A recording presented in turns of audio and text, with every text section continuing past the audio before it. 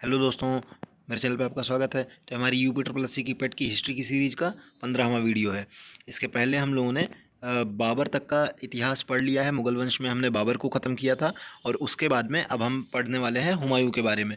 तो हुमायूं जो है, हुमायूं के बारे में थोड़ा सा पढ़ना है और उसके बाद में हमको बीच में एक थोड़ा सा इतिहास पढ़ना है सूरवंश का, जो शेरशाह सूरी था बेसिकली, उसके बारे में थोड़ा सा जानना है। क्योंकि क्या हुआ था, जब हुमायूं का शासन आता है 1530 में, शासन गद्दी पर बैठता है दिल्ली की, उसके 10 सालों तक राज करने के बाद में ये इंडिया से शेरशाह सूरी इसको हरा देता है और ये भाग के ईरान चला जाता है।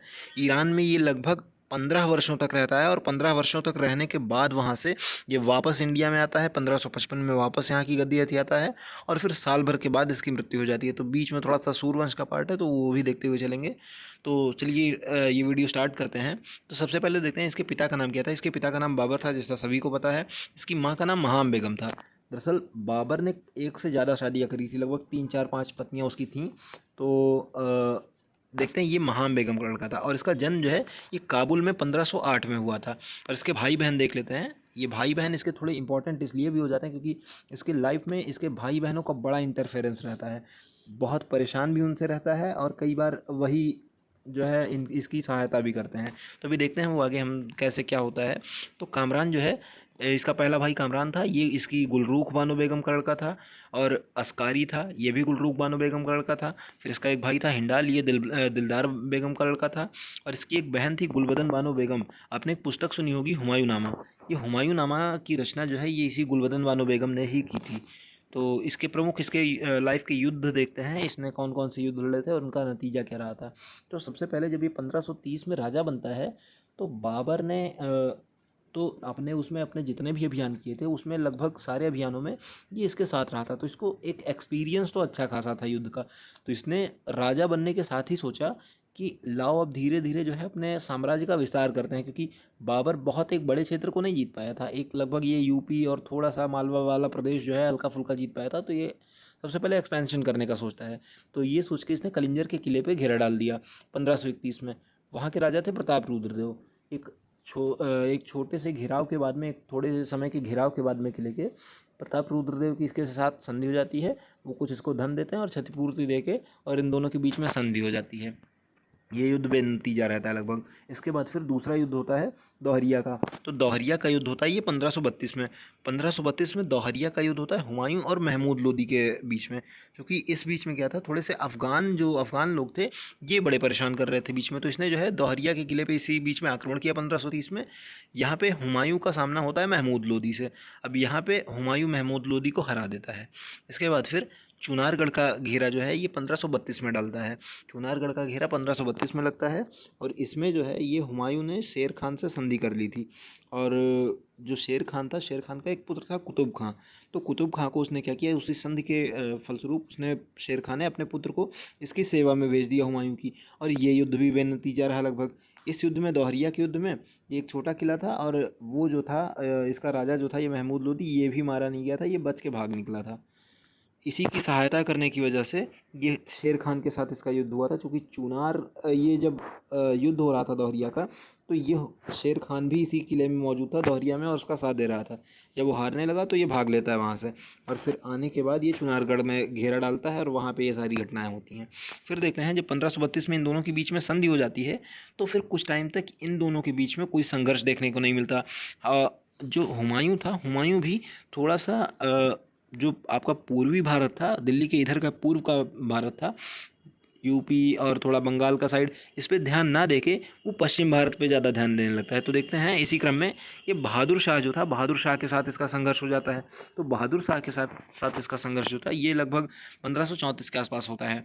ये गुजरात का शासक था और इसने क्या किया, इसने वहाँ पर बड़ी बहादुरी से लड़ा और लगभग कुछ ही टाइम के अंदर में इसने मालवा और गुजरात का एरिया जो था वो इसने जीत लिया। लेकिन वहाँ से जब ये वापस आया दिल्ली में, तो वहाँ पे उस एरिया पे बहुत ज़्यादा टाइम तक कंट्रोल बना के रख नहीं पाया। लगभग 1 साल के भीतर ही ये दोनों एरिया जो थे, मालवा और धीरे धीरे आपका पहले गुजरात अलग हुआ और फिर धीरे धीरे मालवा भी स्वतंत्र हो गया। इसके बाद में फिर चुनारगढ़ की विजय। अब वापस जब ये यहाँ पे आता है तो इसके मन में फिर से इच्छा जगती है कि लाओ अब वापस से जीतने की कोशिश करते हैं, जो ये चुनारगढ़ और इधर सबका बंगाल का एरिया था, तो इसको तो इस पे हमला कर देता है चुनार के एरिया पे। चुनार बेसिकली कहाँ है आपका, ये मिर्ज़ापुर के क्षेत्र के आसपास में, मिर्ज़ापुर और सोनभद्र का इलाका जहाँ पड़ता है वहाँ के आसपास का ये सिटी है। चुनार आज भी स्थित है। पहले के टाइम पे थोड़ा ये बड़ा एरिया हुआ करता था, यहाँ पे किला हुआ करता था और एक बड़े एरिया का नाम था। तो यहाँ पे इसको जीत लेता है इस किले को, और ये फिर इसके मन में और लालसा जगती है और ये धीरे धीरे प्रस्थान करता है बंगाल की तरफ। अब ये बंगाल की तरफ आगे बढ़ता है और धीरे से जाके और वहाँ पे बंगाल में युद्ध लड़ता है। बंगाल पे पूरा इसका आधिपत्य हो जाता है, बंगाल इसने कब्जे में ले लिया। उसके बाद में क्या हुआ, अब ये वहाँ पे बंगाल जीत रहा है, इसके यहाँ आगरा में क्या होता है, इसका भाई जो था हिंडाल, हिंडाल ने आगरा में स्वयं को स्वतंत्र शासक घोषित कर लिया। अब इसने तो स्वयं को एकदम फ्री घोषित कर लिया। अब इधर से इसका वो होता है, इसको पता चलता है हुमायूं को कि इधर हिंडाल ने जो है विद्रोह कर दिया है और स्वयं को स्वतंत्र शासक घोषित कर दिया है। वो उल्टे पांव भाग के आना चाहता है यहाँ आगरा में। वो लौट रहा होता है, उसी टाइम पे क्या होता है, एक चौसा नाम की जगह पड़ती है। तो चौसा में क्या होता है, बिहार उत्तर प्रदेश की सीमा पे पड़ता है। तो ये चौसा नाम की जगह पे क्या होता है, 1539 में शेर खान का इस हुमायूं के साथ में होता है संघर्ष। ये लौट रहा होता है और अचानक से शेर खान ने इस पे हमला किया, और इस युद्ध में कहते हैं ऐसी हालत इसकी हो गई थी, इसकी सेना तो मतलब तहस नहस हो गई थी। इसको नदी में कूद के और उसके बाद फिर एक भिश्ती ने इसकी जान बचाई थी। भिश्ती मतलब जो पानी पिलाने वाले होते हैं युद्ध में, उनको भिश्ती बोलते हैं। तो एक भिश्ती ने, निजाम नाम था, उसने इसकी जान बचाई थी। और उसके बाद किसी तरीके से ये बच के भाग ही रहा होता है कि फिर इसका जो है, इसको घेर लिया जाता है ये कन्नौज के आसपास में। कन्नौज या इसी को विलग्राम का युद्ध भी बोलते हैं, 1540 में। तो वहाँ पे घेराव हो जाता है और एक भीषण युद्ध होता है शेर खान और हुमायूं का। इस युद्ध में हुमायूं के पूरी तरीके से पैर उखड़ जाते हैं और ये भाग खड़ा होता है, ये भारत से बाहर चला जाता है, और दिल्ली की राजगद्दी जो थी ये पूरी तरीके से अब आ जाती है शेरशाह के कब्जे में। ये भारत से चला जाता है और उसके बाद में इसका फिर पूरा निष्कासित जीवन रहता है। ये 1540 से 1555 तक भारत के बाहर ही रहा है। 1541 में ये हिंदाल का जो गुरु था, एक गुरु थे मीर अली अकबर करके, इनकी लड़की का नाम था हमीदा बानो बेगम। इससे इसने विवाह कर लिया। और उसके बाद फिर वहाँ जो ईरान का बादशाह था, ईरान के बादशाह ने इसके सामने शर्त रखी कि अगर तुम वापस से भारत जीतना चाहते हो तो मैं तुम्हें फाइनेंशियल और जो सैनिक का सपोर्ट था, अपने सेना का सपोर्ट था, वो करने के लिए वो तैयार हो गया। लेकिन उसने इस पर शर्त रखी कि तुमको शिया बनना होगा। तो इसने ठीक है मतलब उस पर मंजूरी दे दी और फिर ये शिया बन गया। और शिया बनने के साथ ही क्या होता है, वो उसको सपोर्ट करता है और ये फिर वापस आना चाहता है। इसने वापस हमला कब किया, आप देखते हैं इसमें। तो पुनः ये भारत विजय करने आता है, ये 1555 में। वापस में लौटने के क्रम में मच्छीवाड़ा का युद्ध होता है, और मच्छीवाड़ा के युद्ध के साथ में 1555 में इसको पंजाब का अधिकार हो जाता है, पंजाब का अधिकार इस पर हो जाता है। फिर थोड़ा सा आगे बढ़ता है, उसी साल 1555 में ही सरहिंद का युद्ध होता है, और सरहिंद के युद्ध में इसने सिकंदर शाह सूर नाम का एक जो शासक था, जो दिल्ली पर शासन कर रहा था, उसको हराया और वापस से दिल्ली अपने कब्जे में ले ली। अब दिल्ली इसके कब्जे में तो आ जाती है, लेकिन फिर ये बहुत टाइम तक राज नहीं कर पाता है। ये अल्टीमेटली 1556 में किसका पुस्तकालय था, दीन पनाह नाम का। दीन पनाह नाम के पुस्तकालय में ये सीढ़ियों से गिरकर और वहीं मर जाता है। कहा जाता है इसके बारे में, कुछ एक विद्वानों ने कहा है कि हुमायूं जो है उम्र भर लुढ़कता रहा और अंत में लुढ़क कर इसकी मृत्यु भी हो गई। तो यही है कुछ, इसका बहुत वो नहीं है, बहुत ज़्यादा इंपॉर्टेंस नहीं है। हालांकि थोड़े बहुत चीज़ें पूछी जाती हैं, जैसे ये सब युद्ध हैं, या आप याद रख सकते हैं। जैसे वापस आया तो इसका एक ट्रिक है, मच्छी खाई सर से। वापस जब आना चाहा तो इसने मच्छी खाई सर से, तो पहले मच्छीवाड़ा, दूसरा सरहिंद, ऐसे याद रख सकते हैं। और बाकी थोड़े से ये सारे युद्ध जो पूछे जाते हैं, चौसा का युद्ध है, विलग्राम का युद्ध है, ये सारे युद्ध जो है आप लोग याद रख सकते हैं। बाकी ठीक है। और इसके बाद फिर आगे बढ़ते हैं। अब हम लोग शेर खान के बारे में थोड़ा सा पढ़ते हैं। जो शेर शाह था, शेर शाह सूरी, उसके बारे में थोड़ा सा पढ़ लेते हैं। तो शेर शाह सूरी जो था, इसका प्रारंभिक नाम फरीद खान था। और चूंकि इसके जन्म के संबंध में थोड़ी सी वो है, थोड़ी सी विद्वानों में जो है मतभेद है। कुछ एक बताते हैं कि इसका जन्म जो है 1574 में हुआ था, कुछ लोग इसको 1474 में हुआ था, कुछ लोग इसको बाद का बताते हैं। तो कुछ बहुत क्लियर नहीं है, तो उसके बारे में क्वेश्चंस नहीं ही बनते हैं। तो इसका प्रारंभिक नाम जो था ये फरीद खान था।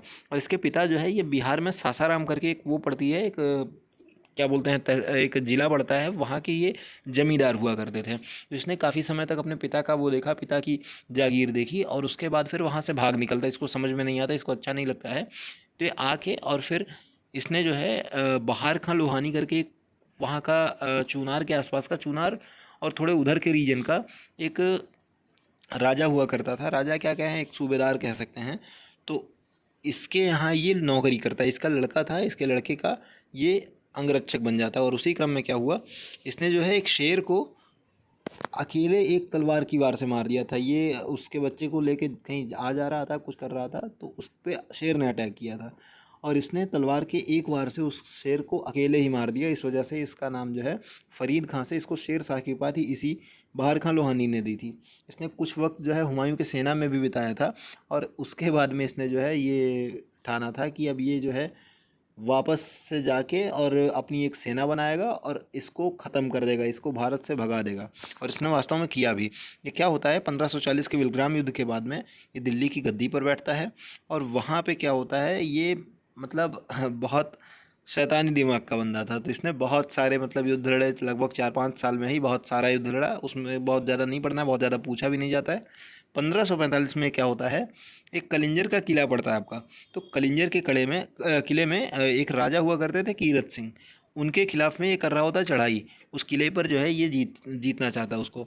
तो इसने क्या किया, एक उक्का नाम का एक आग्नेयास्त्र था, मतलब एक कह सकते हैं एक बाढ़ टाइप का होता है, जैसे तीर नहीं होता, तीर टाइप की एक चीज़ होती है, ये उसको उसका लेके हमला कर रहा था, उस पर किले के उस पार हमला कर रहा था।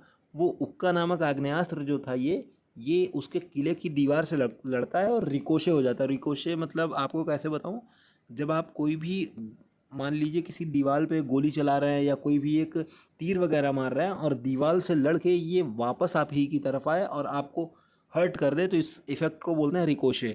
थोड़ा टेक्निकल वर्ड है, आप समझ सकते हैं।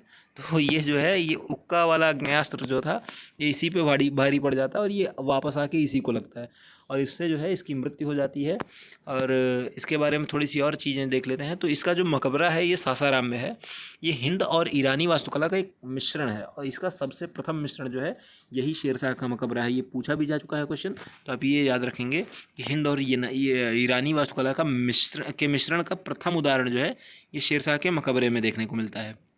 इसके बाद इसके समय में भूमि की माप जो होती थी ये सिकंदरी गज से होती थी और एक सने डंडी नाम का एक पैमाना जो है इसने इंट्रोड्यूस किया था। तो ये दोनों आप याद रखेंगे। इसके बाद में इसके टाइम पे 2 सिक्के बड़े फेमस थे, इसने चलाए थे और ये बड़े पूछे जाते हैं। जो आजकल हम लोग रुपया वर्ड यूज़ करते हैं या दाम वर्ड यूज़ करते हैं, कितना दाम हुआ, तो ये सारी चीज़ें ये इसी की वजह से आई हुई हैं। क्योंकि रुपया जो है इसने चांदी का एक 178 ग्रेन का रुपया चलाया हुआ था, एक सिक्का चलाया हुआ था जिसका नाम रुपया था। और दूसरा इसने 380 ग्रेन के तांबे का एक सिक्का चलाया था जिसका नाम इसने दाम रखा था। तो ये दोनों बहुत फेमस हैं और क्वेश्चंस में UP SSC ने भी और बाकी SSC वगैरह ने भी बहुत बार इस पे क्वेश्चन किया है। तो आप ये याद रखेंगे। जैसा कि आप लोग जानते हैं कि जो पटना है इसका पहले नाम जो है पाटलिपुत्र हुआ करता था और इसकी स्थापना किसने कराई थी, तो अजात शत्रु का एक पुत्र था उदयन, जो वहाँ का राजा था। उदयन ने वो पाटलीग्राम फोर्ट हुआ करती थी उसके आसपास में जो है ये पाटलिपुत्र शहर बसाया था। लेकिन ये फिर डिक्लाइन कर गया था, बहुत टाइम तक ये रहा नहीं था वहाँ पे, बहुत टाइम तक यहाँ की उसकी सभ्यता नहीं चल पाती और बहुत एक नॉर्मल सा रह जाता है बाद में। तो इस शहर की पुनर्स्थापना इसने पटना के नाम से ये आपके शेरशाह सूरी ने ही कराई हुई है। ये शेरशाह सूरी का ही दिया है कि ये पटना शहर का पुनर्स्थापना जो है इसी ने कराया है। और ग्रांड ट्रैंक रोड जो आपकी कानपुर वगैरह से होती हुई जाती है, कानपुर इलाहाबाद से होती हुई जाती है, ये बड़ी फेमस रोड है। और इसकी मरम्मत जो है, मरम्मत इसने कराई थी, इसका निर्माण नहीं कराया था। ये पहले एक रोड स्थित थी, इसका निर्माण करके इसको जिस लिए ये GT रोड जाना जाता है, जिस चौड़ाई के लिए, जिस व्यापारिक मार्ग के लिए, इस लायक इसी ने बनाया था, इसी शेरशाह सूरी ने बनाया था। तो इस वीडियो में बस हम इतना पढ़ते हैं, बहुत इसके बारे में जानने की ज़रूरत नहीं है। इससे बाहर आपका एक क्वेश्चन भी नहीं जाएगा, तो आप लोग बिल्कुल भी परेशान ना हो। आप लोग अपनी स्टडी को कंटिन्यू रखें और अगर आपको मेरा वीडियो पसंद आता है तो इसको लाइक करें, मेरे चैनल को सब्सक्राइब करें। Thank you.